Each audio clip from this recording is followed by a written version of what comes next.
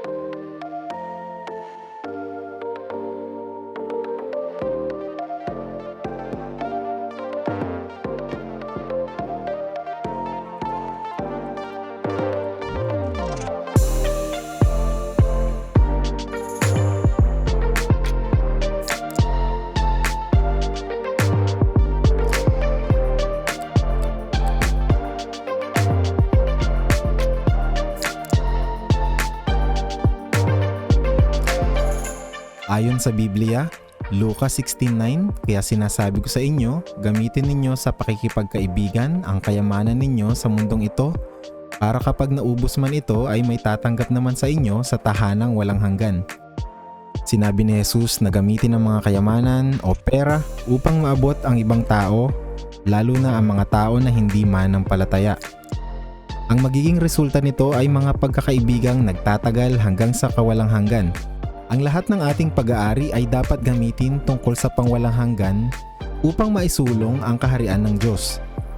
Tayo ay kanyang mga katiwala, kaya dapat tayong maging matalino sa mga material na bagay na ibinahagi sa atin. Pansamantala lamang ang kayamanan, ngunit maaaring gamitin para sa espiritual na kapakinabangan, katulad ng pagbuo ng isang magandang relasyon, pakikipagkaibigan o kaya naman ay pagpapalaganap ng salita ng Diyos. Kung si Jesus ang ating Panginoon, siya ang may karapatan sa ating mga tinatangkilik. Magbigay tayo sa mga misyon, suportahan ang ating mga iglesia, tumulong sa ibang mga tao at ituring sila na ating mga kapatid at mga kaibigan. Sa ganitong paraan, tayo ay nag-iipon ng mga kaibigan at kayamanan sa langit na hindi kailanman mawawala.